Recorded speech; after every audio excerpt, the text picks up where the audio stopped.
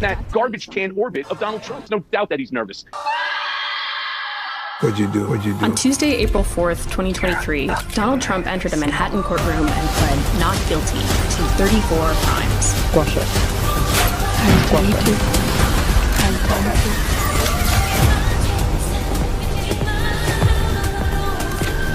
Fucking movie star. You're a fucking movie star. So tick, tick, tick.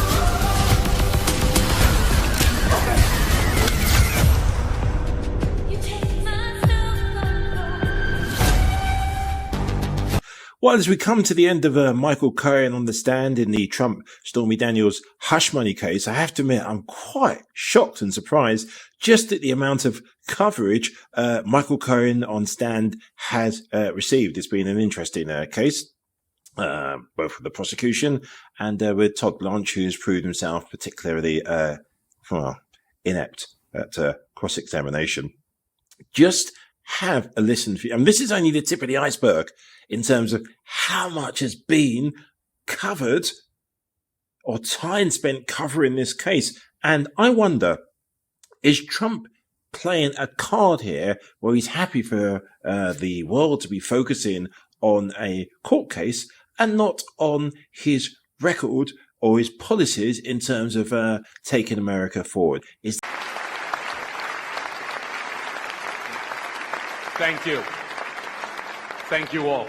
I'm honored to be here today at the New Spirit Revival Center with all of you and my dear friend, Pastor Darrell Scott. The word of the 2016 election somehow has become racist.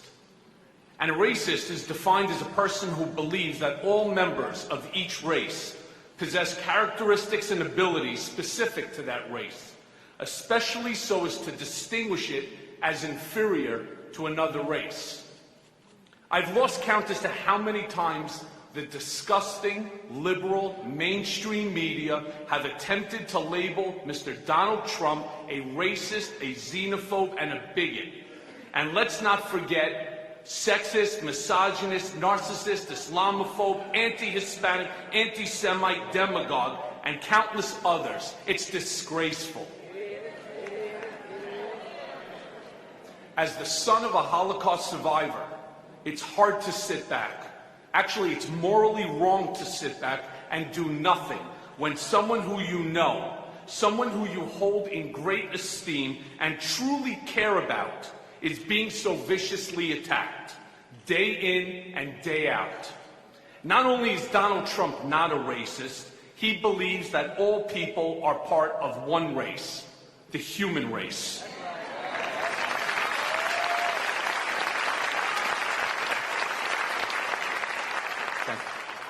One year ago, while watching CNN, I was truly angered by the comments being made by a moderator and the various surrogates.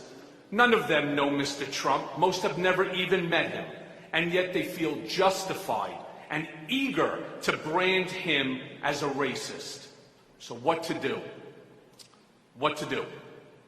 Well, I knew what to do. I called Darrell Scott and I said, we need to start a coalition. And I said to him, a national coalition of minorities for Trump.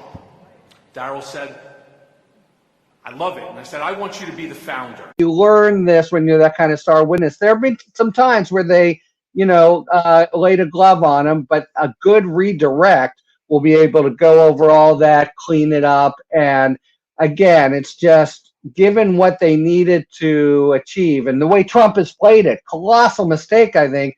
But he wants to say everything about Stormy Daniels. It was completely concocted.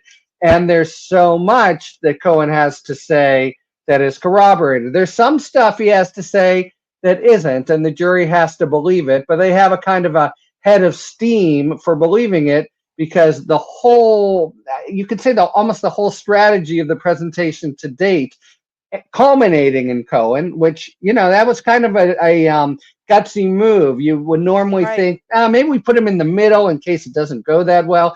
They put him at the very end. They said we may have another witness, and now they said they're not going to. That means they're happy with, because it really matters who your last witness is. Yeah. And their whole sort of strategy has been to corroborate to almost everything he had to say, and all the bad stuff that he had done, the jury had heard before. So click, click, click, Right. click.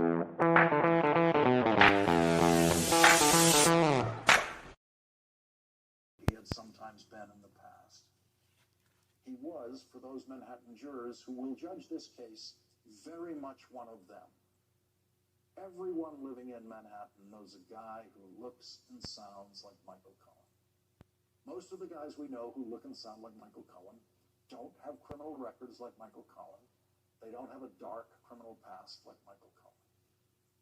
Most apartment buildings in New York have a guy or several guys like Michael Cohen who you can run into on the elevator at any moment and exchange a cheerful greeting. The jury did not look perplexed by Michael Cohen. But this jury is especially good at not giving away the slightest hint of what they are thinking. Michael Cohen, more than any other witness who has testified in that courtroom, delivered his testimony directly to the jury today. At all the right times when it could be effective, Michael Cohen physically turned toward the jury a little bit, turned his head and his eyes to them, to deliver his answer directly to them, creating the effect of someone trying to help the jury understand. And this is what they try and take me off the trail for. That checks being paid to a lawyer. He is a lawyer, or was a lawyer. And also the things he got in trouble for were things that had nothing to do with me. He got in trouble, he went to jail. This had nothing to do with me. This had to do with the taxi cab company that he owned, which is just something he owned, and medallions and borrowing money and a lot of things, but it had nothing to do with me. He represented a lot of people over the years. But they take this payment and they call it a legal expense, and you heard it today for the first time. This is what I got indicted over. This is what took me off and takes me off the campaign trail, because I should be in Georgia now. I should be in Florida now. I should be in a lot of different places right now campaigning, and I'm sitting here. And this will go on for a long time. It's very unfair. The judge is conflicted, as you know. It's very unfair what's going on. Start with you, with what you're looking for today. What can we expect today? So, Mika, before the trial started, I said that I expected Michael Cohen sort of to be like the narrator or the tour guide here, that he's the one person other than Alan Weisselberg who won't be testifying, who might have had a view of the entire narrative here from start to finish, from that August 2015 meeting where David Pecker, Michael Cohen, and Donald Trump devised the conspiracy for how they were going to use American media, and specifically the National Enquirer, to ensure Donald Trump had his best chance at election, all the way through the end of 2017 when the repayment scheme was finished. But I was wrong about that. Instead of being the narrator, think about Cohen today as sort of the sum up guy, and specifically the guy who's going to fill the gaps that can't be filled by other witnesses. There are several episodes here that are uniquely within Michael Cohen's knowledge and for which there is no substitute, specifically conversations that he had with Trump in which Trump may have, as he put it when he pled guilty in August 2018, directed him specifically to ensure that the payments to Karen McDougal and Stormy Daniels were made. And then after the election, any conversations that they had that would tie Trump directly to that repayment scheme that prosecutors allege constituted 34 counts of falsification of business records. We've seen evidence to date that those payments were in fact disguised as payments for legal services that were never rendered, pursuant to a retainer agreement that seemingly didn't exist. But what we haven't seen so far is any direct evidence that Donald Trump himself directed that. At best, we've seen a piece of paper showing that Alan Weisselberg, his trusted deputy and the former CFO, sort of sketched out exactly how this repayment scheme was going to work. We also know that Donald Trump himself signed 9 checks, attached to which there was paperwork saying they were for legal services and they were for a retainer by each month. Count on Michael Cohen then today to start filling those gaps in the already substantial evidentiary record, but they're gaps only Michael Cohen can fill. I just want to say one thing about this, because I was sitting in the morning behind that row of folks. So it was Eric and Lara Trump, it was Boris Epshteyn, it was the staffer who puts together the papers that Donald Trump holds. I actually got to watch her paste articles into a Word document throughout the day that were compiling. That's a job in Trump world. Yeah. The portfolio of that. And then it was Congressman Burgum, former Republican presidential candidate. And what was so striking to me, narratively at least, is here's Michael Cohen up on the stand being like, let me tell you how it goes when you devote your life abjectly in the most humiliating possible way, where you give up your own sense of core self, of who you are, and devote yourself to serving this man. Here's what it looks like. And they're there in the front row doing the thing, all auditioning to be the next version of Michael Cohen, or actually more specifically, the next version of Michael Pence. And at least Mike Cohen never had a mob running through the Capitol trying to literally murder him, as the version Mike Pence did. And it was so striking. Let's go back outside the courthouse to our Yasmin Vasugian. And you have some reporting on other color from inside the courtroom, Cohen's demeanor, and how the jury is maybe acting during this time. We're not getting color necessarily on the jury. Remember, only the folks that are inside the courtroom can actually see the jury. If you're in the overflow room, you can't necessarily see the jury. But important to note when it comes to the way in which Cohen is addressing the jury. And I bring this up because some of the color that we're getting from inside the courtroom from Laura Jarrett, the two separate times in which Michael Cohen was asked, one, about the raid on his apartment in 2018, and then two, about the phone call that he got from Donald Trump and how it made him feel. He actually turned his body and addressed the jury directly instead of talking specifically to Hoffinger. Remember, throughout the entire day and a half of his testimony, he has literally remained fairly straightforward, looking directly to Hoffinger, answering her questions and answering the questions that are asked. But here it seems as if he is trying to humanize himself in addressing the jury to make them or help them understand how it is he was feeling when that raid took place and how it was he was reacting to Donald Trump's support. We're also getting some color when it comes to the former president himself as he is sitting at the defense table. I mentioned earlier how his eyes were mostly closed at times, speaking with Bovee to the left of him. But now he seems more animated, more involved in listening to the testimony, especially the exchanges between himself and Michael Cohen after the raid.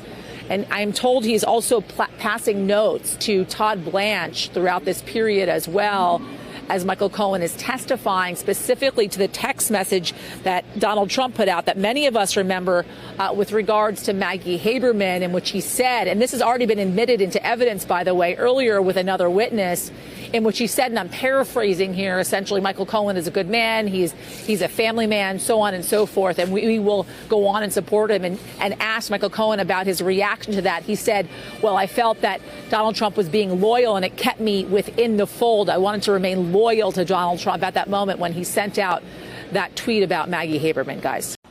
Joins me now. All right, Ms. Orban. What was it like in the courtroom today when that moment came where that phone call maybe didn't happen? It was a little bit like My Cousin Vinny. Yeah. Yeah, and very intense. Everyone was paying very close attention. Cohen was uncomfortable. And, you know, just for Todd Blanche, Donald Trump's lawyer, to say, you lied, didn't you? It was, you know, it was quite a moment. It was made for TV in a lot of ways. But, you know, what was interesting about those text messages that we all looked at, and this was part of his case as to why Trump never even had this phone call with, Cohen didn't have the phone call with Trump, is that this 14-year-old who was apparently pranking Michael Cohen was bullying him back. It was unbelievable. This kid started begging, please don't tell my parents, please don't call the Secret Service. I'm in all caps begging him. And he was like, give me, you know, your parents' number, your guardian's number. He was relentless. And the kid was apologizing, saying he was sorry, he didn't realize what he was doing. And so he was even after him. He's an unhinged monster that calls the Secret Service on a prank phone call from a 14-year-old. When the jury hears that, do you just see them putting their hands and like just covering their eyes? Well, yeah, because they put the text messages up in front of us, and I'm thinking, this guy is a psycho. You know, we first heard the audio where he's, you know, screaming like a lunatic, like a used car salesman, you know, gleefully anticipating Donald Trump going to jail. We're watching him on these text messages bully this 14-year-old kid. Then it turns out that phone call may never even have happened, which the case, the state's case really hinges on that in a lot of ways. What was the state doing when this whole thing was happening? What, was Bragg looking for food in his bag and just eating his feelings away? What was he saying? The state was objecting a lot this morning. They were objecting a lot because it was one part of the, you know, at certain points it was a little hard to follow. But then I realized it's because we were going through lie after lie after lie, an inconsistent statement, you know, galore. And so after a while, you're thinking, okay, which lie was this? I have to remember where we're at this point. What year was this lie? That's really how it felt. All right, so they're losing track of lies. They're piling so high. There's today, I think, you're going to be off tomorrow because of the graduation. That's right. Back on Monday. You're going to finish them off possibly on Monday? Maybe one last bite? Maybe. You know, it's an open question as to whether the former president is going to testify. Of course, if he were to do that, which I would not recommend, no, that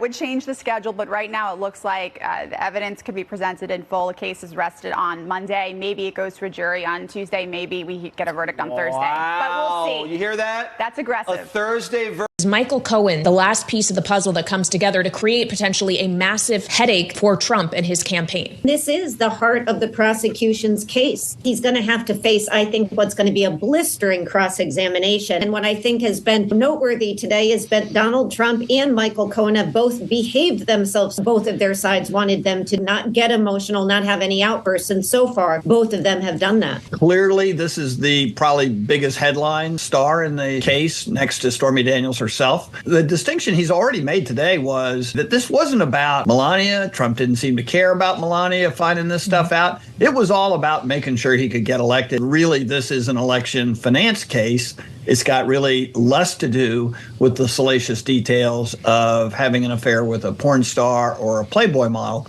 and a lot more to do with hiding the money, which would have become public if they had adhered to strict campaign finance laws. There's never been anything like this in the history of our country.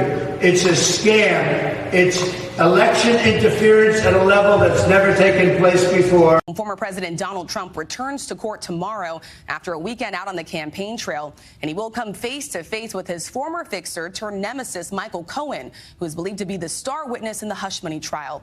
ABC senior investigative correspondent Aaron Katursky has more. On the eve of critical testimony from his one-time fixer, Michael Cohen, former President Trump took aim at the criminal case against him and disparaged the prosecutor who brought it, Manhattan District Attorney Alvin Bragg. I've come here from New York, where I'm being forced to endure a Biden show trial, all done by Biden, carried out by that's right, all being done by him, carried out by radical Democrat district attorney. You know who he is? Fat Alvin. Prosecutors have accused Trump of falsifying business records linked to the $130,000 he paid to porn actress Stormy Daniels just before the 2016 election, so the public wouldn't hear her claim of a sexual liaison that Trump denies. Prosecutors said it was part of a scheme to deny voters information, and Cohen was at the center of it. He fronted the money. The jury saw the wire transfer, the invoices Cohen prepared, the monthly checks Trump signed to reimburse him, and the ledger entries where Trump called the payments legal expenses. And the jury heard a recording of Cohen talking about how Trump complained about paying. I can't even tell you how many times he said to me, I hate the fact that we did it. And my comment to him was, but every person that you've spoken to told you it was the right move. The jury also heard a lot of unflattering things about Cohen. Stormy Daniels' one-time lawyer Keith Davidson called Cohen a jerk and sort of a pants-on-fire kind of guy who no one wanted to talk to. Hope Hicks said Cohen was Trump's fixer only because he first broke things. Michael Cohen is the only witness who can affirmatively link Donald Trump to those 34 allegedly falsified business records. Though, Rachel, he's a convicted liar. He served federal prison time. Look for the defense to say Michael Cohen cannot be trusted. All eyes will be on that New York courtroom tomorrow. And separately, Aaron, Bob Menendez, the Democratic senator, also expected to stand trial tomorrow. Jury selection begins tomorrow in a courthouse just down the block from where Trump's on trial. Senator Menendez is charged in a sweeping corruption scheme to aid Egypt and Qatar, to help a friend maintain a halal meat monopoly, to intervene in another businessman's legal troubles, all in exchange for wads of cash, gold bars, a luxury automobile. He has survived a corruption trial before. He says he's innocent this time, but his political future is very much in doubt. Rachel. Second trial in a decade. Aaron Katersky tracking it all for us. Well, I appreciate the clarification, the implication that you could be the last witness. But to that end, do you expect another witness? Is there going to be another witness? There's been multiple reports about that before this all wraps up. Yeah, so this morning I did receive a whole slew of phone calls from journalists asking me if I'm going to be back to the DA's office tomorrow as a rebuttal witness to whoever it is that they're bringing there tomorrow, whether it's before the grand jury or it's just to meet with them for interview. Again, I'm not sure. But yes, I was asked to make myself available and to be at the DA's office tomorrow as a rebuttal witness. Rebuttal to whom or for what? Has that been clarified?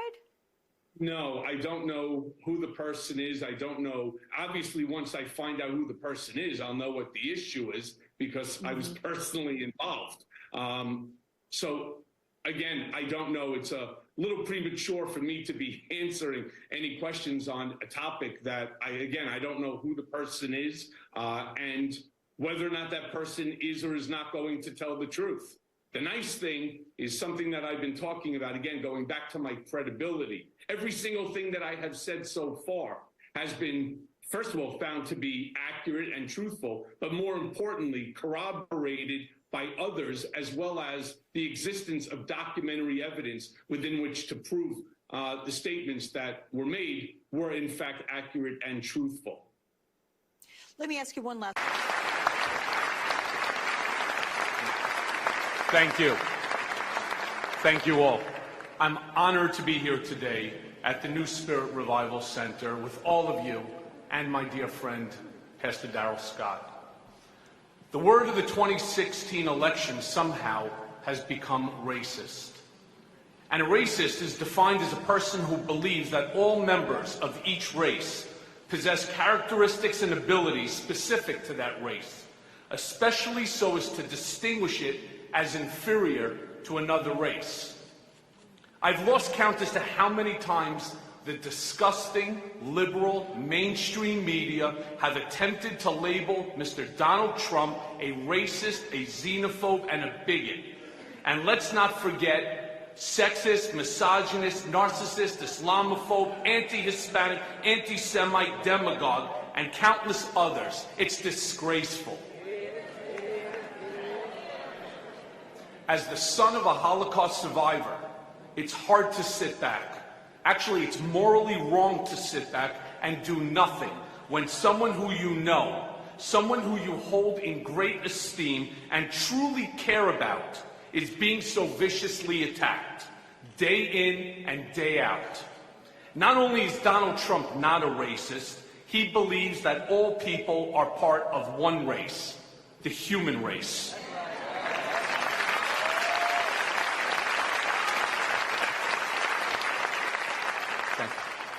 1 year ago, while watching CNN, I was truly angered by the comments being made by a moderator and the various surrogates. None of them know Mr. Trump. Most have never even met him. And yet they feel justified and eager to brand him as a racist. So what to do? What to do? Well, I knew what to do. I called Darrell Scott and I said, we need to start a coalition. And I said to him, a national coalition of minorities for Trump. Darrell said, I love it. And I said, I want you to be the founder. Today, Cohen told the court he paid Stormy Daniels by taking a loan out on his own home. Why didn't he just cut Stormy a check? He says he didn't want his wife to find out. Why would Cohen's wife care if Trump was paying to keep a porn star quiet? Was Cohen protecting Trump or himself? But the biggest news is literally 20 seconds ago, Michael Cohen was formally called to the witness stand to testify against his former boss, Donald Trump, the man that at one point he said he would take a bullet for. Michael Cohen has been working with state investigators for the last 5 years, providing testimony, providing information, providing what he said was evidence that Donald Trump was behind this alleged scheme to pay off Stormy Daniels before the 2016 election and then reimburse himself through Donald Trump throughout the course of 2017. There was that February 2017 meeting in which Michael Cohen has publicly stated Donald Trump and him discussed the reimbursement payments in the plan and the execution of it. But now it's going to be a jury, the jury that is going to be the one to determine Donald Trump's fate, that will actually hear from Michael Cohen. This is a man who served more than a year in prison after he pleaded guilty to federal charges stemming from the underlying allegations that are being levied against Donald Trump. He then served 1.5 years in home confinement, in part because of those very charges as well. And Michael Cohen, who now for the last several years since turning on Donald Trump, has been very public about his desire to see his former boss spend time behind bars. This morning, though, is going to be the big moment for not just Michael Cohen, but the prosecution. He is the 20th witness for them here to take the stand, and he is the one that they hope is the one that loops this all together, that brings it home. He began working for him in 2007, but then the two's relationship frayed in 2018 when the Stormy Daniels story came forward. Today, though, this is the opportunity for the jury to hear directly from the man himself, Michael Cohen. During this 60 years, and I can't find the crime here, what I can find is a crime committed today in the courtroom by Michael Cohen. He looked the jury in the eye and he lied. They asked him why he tape recorded his client. And instead of saying, well, maybe I was afraid, I needed some protection, he made up this whole story about why he did it for Pecker. And nobody is going to believe that. And I think this raises serious ethical problems for the prosecutors.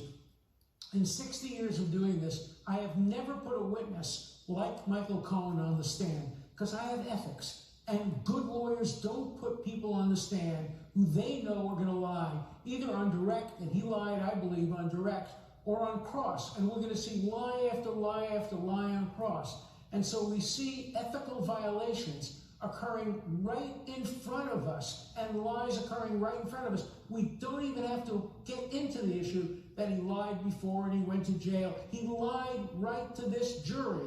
And I hope at least the lawyers on the jury will see through it and understand that he's trying to sell this jury a bill of goods. But if you listen to CNN, if you read the New York Times, this was the most compelling testimony you've ever seen in your life. And that's why these trials should be on television, so we can decide for ourselves who's telling the truth, instead of having to understand this evidence through the prism of biased reporting.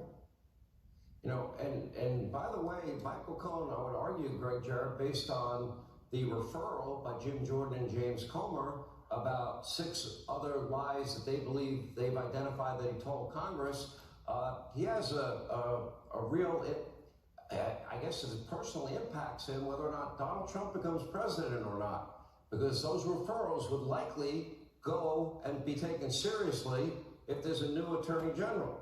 Inside Donald Trump's prison cell, the surroundings are like any other small enclosed space. The walls are gray concrete, and a narrow cot with a thin mattress is the only piece of furniture. A tiny metal sink and toilet combo sit in one corner, while a small barred window allows a sliver of natural light to filter in. The sound of clanking bars echoes through the air as guards patrol the hallway outside. What is... President Trump is 76 years old. He will die in federal prison.